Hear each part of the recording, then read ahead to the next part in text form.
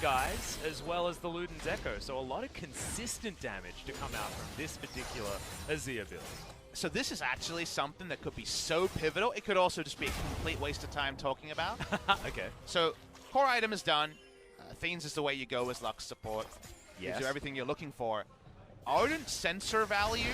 We don't have the Sona on hit damage. Ardent sensor value for Griffin is insane. Hitting your W skill shot for this Lux actually amplifies damage by a crazy amount. Yeah. No Ardent Sensor just yet, but that will be a purchase here because of the on-hit synergies was Fiora and Camille. Last time, this time, Jason Camille, same school of thought. And in the Ardent Sensor meta, it was actually Xayah and Azir that were very, very good at using that as well. I mean, I feel like Ardent Sensor's stock value has gone up very, very high in this particular game on both sides of the Rift. However, no one's going to really have a great time building it on the Afreeca Freecs unless Keen wants to sacrifice some damage.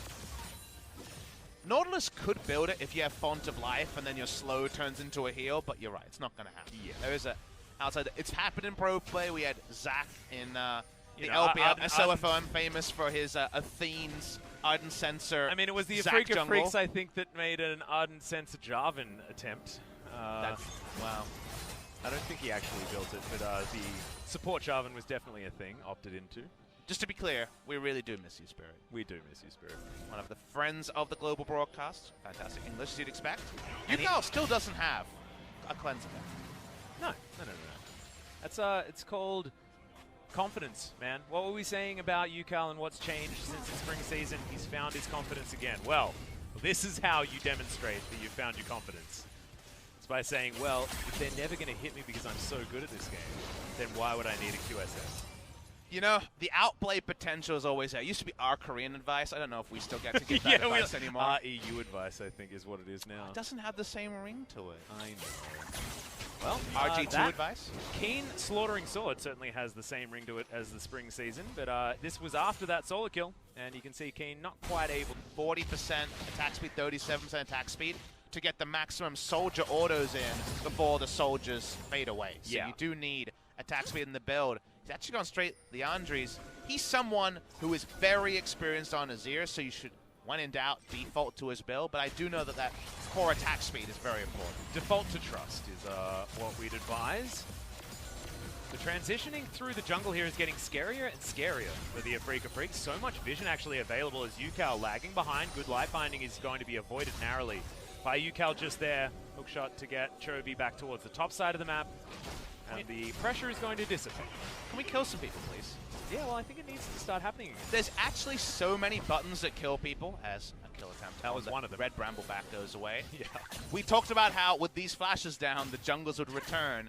And we've been talking hot mess for 10 minutes because nothing happened. I was going to say, and it's 10 minutes, right? I mean, that flash has been back up and then back up again, in theory, if they had have used it immediately. So, certainly a slower game than it could have been. However, if I'm looking at both of these teams, I'm thinking Sun Turret being converged on, but Chovy actually can't find his way in. It feels like now Tarzan might be routed and doesn't now have that opportunity as Dread looking to clear out this control ward. Lahens to get in there, they pile on top of the lead Sin. Hextech Ultimatum comes down and it's not enough just to knock them up with Senen's ultimate.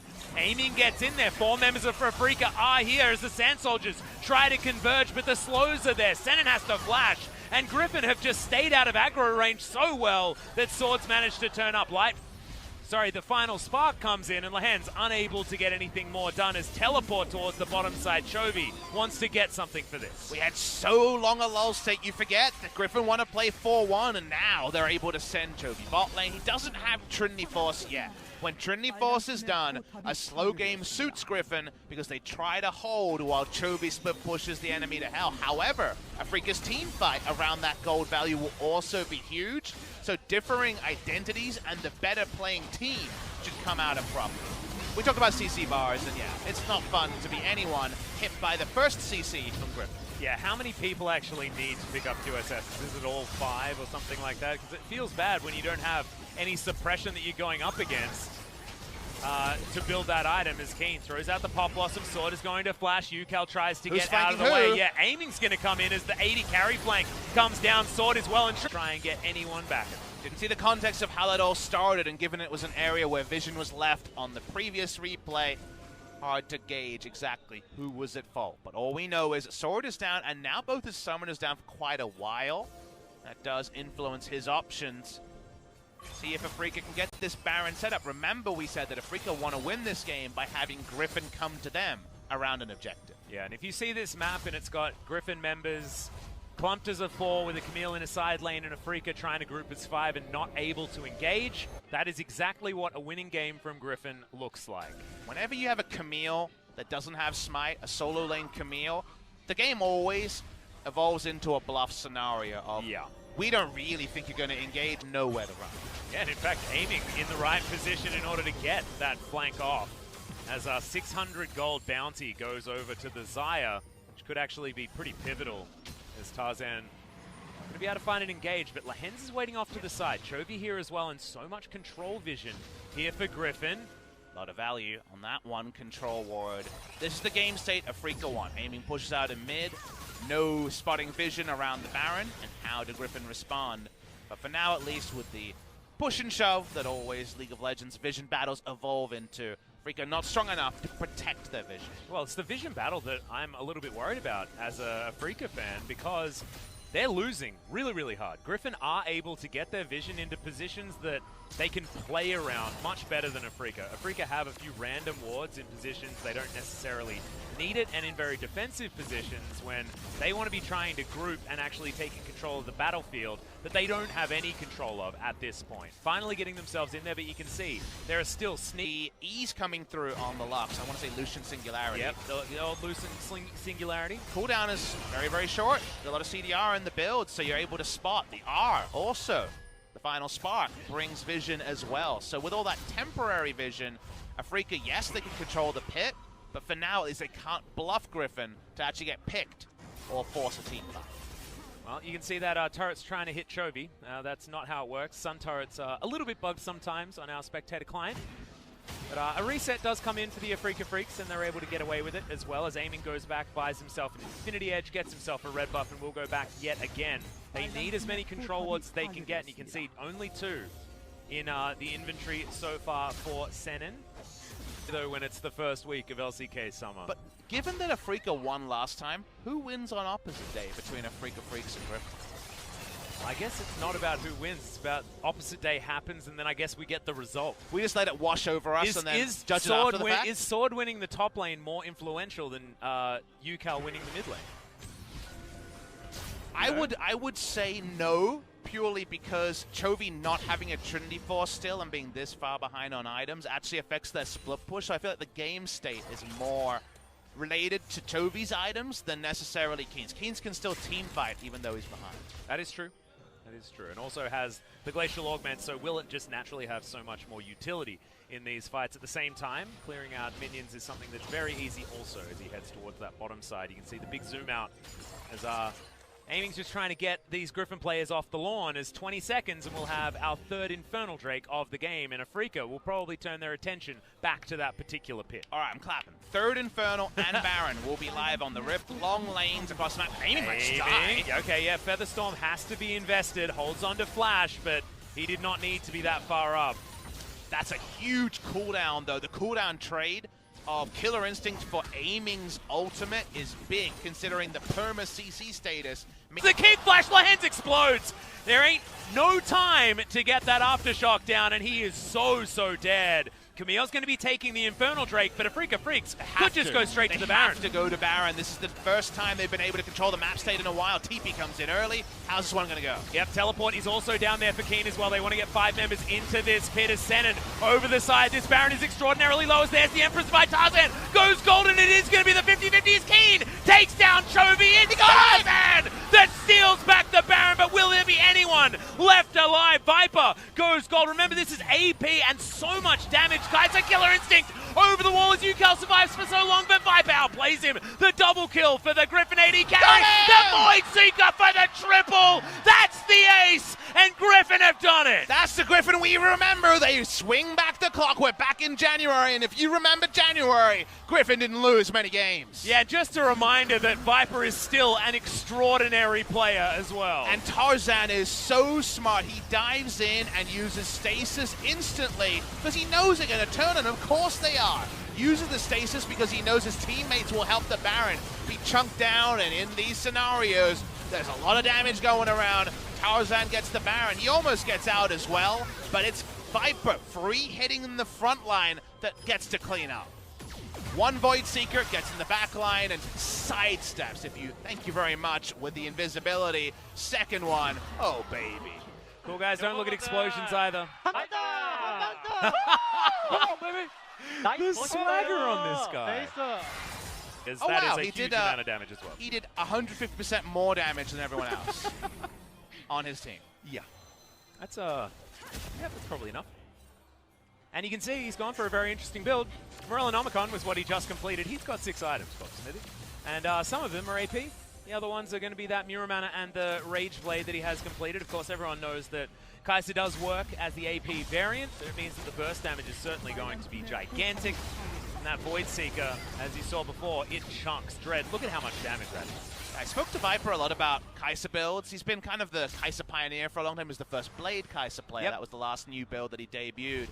And he would always play AP Kai'Sa in solo queue, and I would always ask him about why he never played it in pro play. Is that the laning phase is too weak, can't get away with it.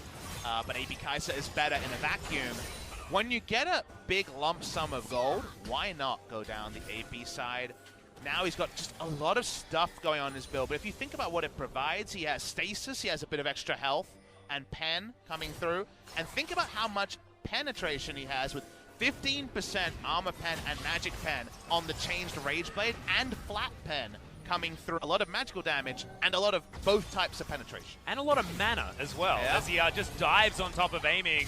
Final Spark not going to connect with Desire, but that's once again that R button on cooldown for Afreeca Freecs AD carry. Ucal not there to try and defend, as Senin did not want to soak that Void Seeker. That is real scary stuff. Base not broken just yet on this Baron buff that Griffin stole away from the Afreeca Freecs. Base However, not broken. It's looking real scary. Base not broken, back's not broken, but gold lead truly punctured almost at 6,000 gold. Baron buff power play. It was a slow game, so much standing gold. You want some damage numbers, yeah, Papa Smithy? That's like close to 1,000 damage on a Void Seeker. If I did quick maths in my head, it'd be like 850, 900. You're right. Almost 4-digit damage on the Void Seeker. And remember, with the CDR refresh, you hit one, and that's 50% cooldown reduction. Nice stuff for Viper. You saw how quickly the next one just came out. So he's going to supercharge his way out of there, but no more Baron buff now. Is 43 seconds, and this Elder Drake will be on the board. Infernal Drake, remember, was picked up by Griffin, which puts him in the lead when it comes to the Dragons. Void Seeker once again. Spark is going to come in. The kick wants to be used by Dread, but he doesn't even need it. Desire damage is so huge, but in the backside, it's going to be Viper. The Zhonya's comes in the end. Can he actually survive? Blade Call is huge. Triple kill now for aiming. His sword takes him down in the end. Has the damage, though, been done? As there's Ucal with full health and only the Lahens to try and save this Jace. Afreeca Freecs keep 4 alive and win the fight with only a Lux remaining. And there's that team fight scaling we were alluding to. It's 35 minutes. Double Infernal, Azir, Xayah, and Nico are reporting. Able to close the distance, able to stasis through the Nico ultimate. But the moment Viper went down, you knew that Griffin would swiftly follow. Exactly right. This Elder Drake also is going to evaporate as you got some cute attempts here from Lahens, but cute attempts aren't what win you games.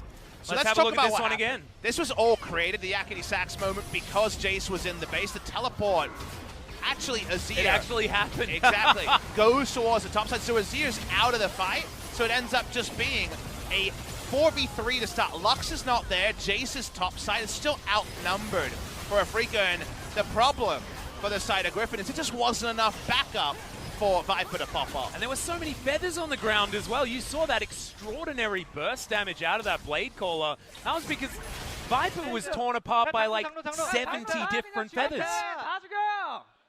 Big Elder Core coming out, so definitely only a wry smile. But the items continue to stack up. Ucal keeps the attack speed away, but has a lot of ability power. Seems like aiming is the one, and this time he did about 150% of his team's damage. Anything I'll you take can do, I can do better, I guess. carries at 6 items, Atlas. Yeah, me too. Remember, Afreeca have the backup AD carry in Azir, and Chovy went in and died instantly.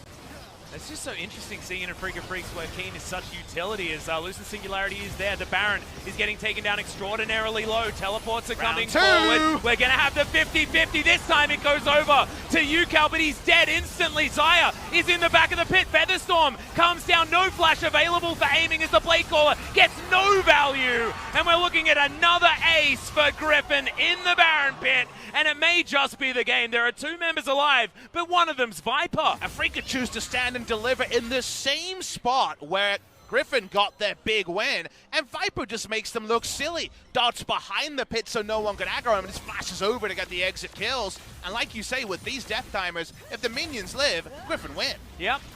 And Tarzan's actually going to tank up this inhibitor turret as well. Look at the damage coming out of Viper. Yes, the minion wave was right in the middle of the mid lane. They had 3 turrets they need to get through. There are still some death timers that aren't as long as you might have thought. Senin is going to come in, but is he going to be enough to deal with Viper? Second Nexus turret going to go down. Tarzan flashing over the Nautilus. He does have a lot of CC, but is it actually going to be enough as now the Nexus is exposed 1 second on UCal. He's flashing. He's trying to get out. Emperor's Divide, but is it enough space? No, it's not. As Griffin steal game 1. Viper's solid gold in every single way ends with the Zhonya's pose. It's like they beat SKT, but it's only the first game of the season, and yet Griffin needed to call on a superhuman performance from Viper. Just take down Afreeca Freecs, and that's only game number 1. But damn, this game was so back and forth. Afreeca being able to win that team fight towards the end, and you can see this isn't an Afreeca Freecs that look defeated right now. This is an Afreeca that lost a game 1, but still feel like they can win this series. I gotta say, Viper looks better on Kai'Sa than he